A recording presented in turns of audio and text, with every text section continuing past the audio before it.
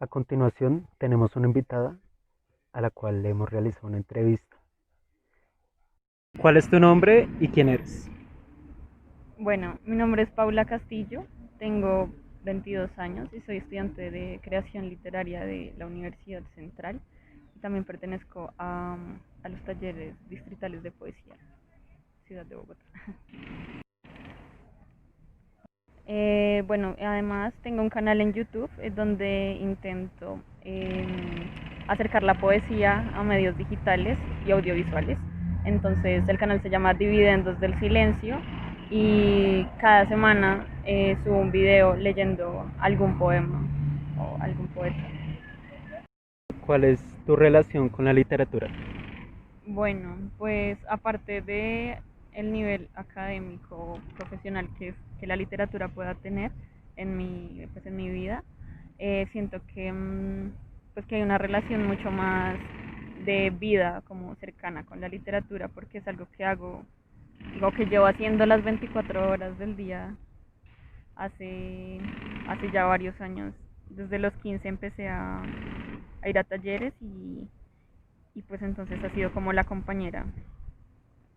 Cuéntanos de eso, cómo inició exactamente tu relación con la literatura, qué historia hay detrás de eso. Ok, pues no sé, siempre me había gustado leer o ver historias, bueno, escribir, me acuerdo que escribía mucho cuando era pequeña, sin saber ni siquiera que estaba escribiendo, no sé. Y ya más adelante en el colegio, como a los 15, se me volvió a despertar eso, como en clases de español. Y empecé a leer más, a leer pues los clásicos y cositas así, empecé a buscar los talleres de IDARTES y, y desde los 15 entonces voy a talleres y entonces ahí ya me encontré no solo con la lectura, sino también con la posibilidad de escribir. ¿Para ti qué es la literatura o novela psicológica? Bueno, la literatura, es que digamos que a veces se habla como si la literatura fuera solo narrativa, ¿no? Y bueno, hay muchos géneros y muchas vertientes.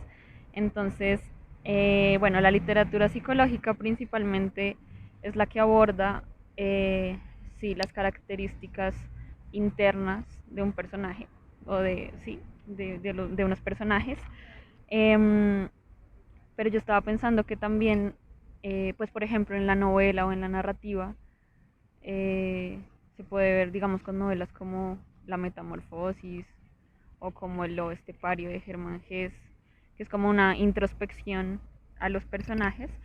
Pero también la poesía creo que para mí podría encajar en la literatura psicológica, la poesía confesional, por ejemplo, por ejemplo Silvia Plath, que ella siempre habla muy, sí, muy desde el sentir, desde lo visceral, desde lo carnal. Eh, o Pizarnik, por ejemplo, también es una poeta que no solo toca aspectos psicológicos a nivel de lo interno, de su personalidad, sino también de los trastornos, por ejemplo, que esto también entra a ser parte, ¿no? Entonces, por ejemplo, Pizarnik eh, habla mucho de sus, sí, de su sentir. O también, por ejemplo, acá en Colombia se me ocurre Piedad Bonet, ella tiene un libro que se llama Los Habitados y es un libro de poesía que habla sobre las enfermedades mentales. Bueno, ella tiene un hijo que se suicida como a los 30 y bueno, el libro reúne varias experiencias o sentires sobre eso y también es una introspección a su sentir, ¿no? A ser sobreviviente de un suicidio de un hijo, por ejemplo. Entonces siento que eso también podría ser literatura psicológica, de pronto no tan conocida o no tan vista porque la poesía no es tan conocida, pero debería serlo. Y ya. Para ti la literatura o novela psicológica, o en este caso, como tú nos cuentas, poesía psicológica, ¿la harían los personajes o como tal los Ok. autores? Mm. Bueno, digamos que uno siempre, o yo creo que uno siempre debe separar las obras de los autores. ¿En qué sentido? Obviamente es importante saber el contexto y saber el por qué o bueno, en qué condiciones se escribió una obra, pero creo que es necesario entender que muchas veces uno eh, crea personajes que son cuerpos que median cosas y que no necesariamente esas cosas que están diciendo los personajes son vivires propios, ¿no? O sea, es decir, si yo escribo, yo puedo escribir, yo qué sé, una novela sobre por ejemplo, Lolita de Nabokov. El personaje es un pedófilo y es muy criticado y eso, pero yo digo como, pues es un personaje y el personaje requería todas esas características psicológicas y esa introspección y bueno, esa voz, porque el personaje lo requiere así, no porque Nabokov sea un pedófilo, pues. Entonces yo creo que depende porque en la poesía también se pueden tomar voces ficticias, por decirlo así, pero también se puede hablar de lo que uno siente o de vivencias externas entonces creo que depende mucho del autor. Ok. Em, Ahorita con la situación que ha sucedido este año del coronavirus, ¿cómo sobrellevar el confinamiento por medio de la literatura? Ok. Uf, bueno, a mí me ha servido que, bueno, por el confinamiento mis rutinas de escritura han cambiado muchísimo. Yo antes solía escribir afuera, o sea, en el bus, en la universidad, en la biblioteca, en el parque. Y ahora solo estoy en mi habitación y es como que no tengo estímulo, no tengo nada. Y es como repensarse esas rutinas. Por ejemplo, el diario, empecé a escribir un diario y eso me ha funcionado mucho para precisamente para hacer como literatura psicológica de mí, como hacer un monólogo o algo, saber qué hay dentro y, y bueno, no sé, como que me parece bien darle continuidad a la memoria escribiendo y que uno puede inventarse lo que sea, ¿no? Como que el límite es la imaginación y uno puede en la escritura o en la lectura encontrar respuestas, encontrar preguntas, encontrar sensaciones, muchas cosas que de pronto ahorita no podemos experimentar pues porque tenemos que estar encerrados. Entonces, creo que sí es una invitación a leer lo que nos gusta, lo que nos mueva y a escribir también. Ya que nos mencionas este ejercicio de escribir, ¿cómo puede inspirar la cuarentena actual para crear literatura? Ok. Mm. Uy, pues yo creo que cada persona se puede inspirar de manera distinta. Yo creo que van a salir muchísimos diarios de cuarentena, estoy segura, pero bueno, está bien. Y también no solo escribir, yo siempre digo que uno no solo lee letras y no solo escribe letras, uno también puede leer pinturas, leer películas, leer música, leer el mundo y al igual con la escritura.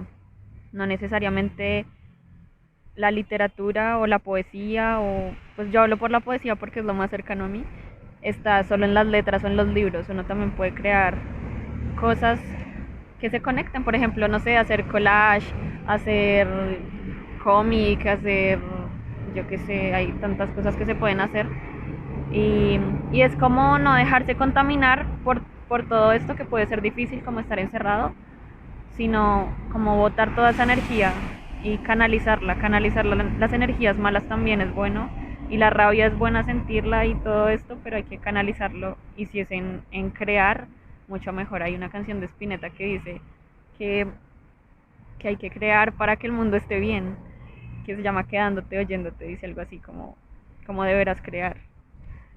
Y así es, hay que crear y canalizar todas esas energías. Para finalizar, ¿qué texto o qué libro te gustaría recomendarle en esta cuarentena a nuestros oyentes? Uf. eh, wow, no sé.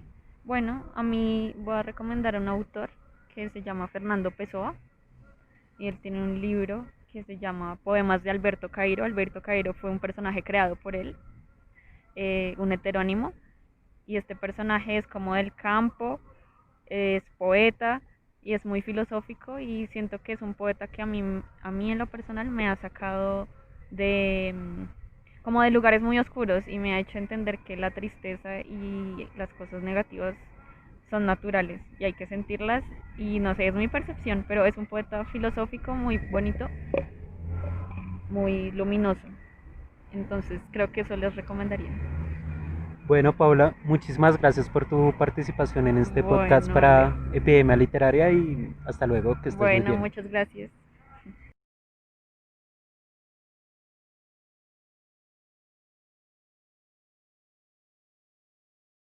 Hola, ¿cómo están? Mi nombre es Paula y el día de hoy les voy a compartir un poema de Federico García Lorca, aprovechando que esta semana se celebraron 122 años de su natalicio.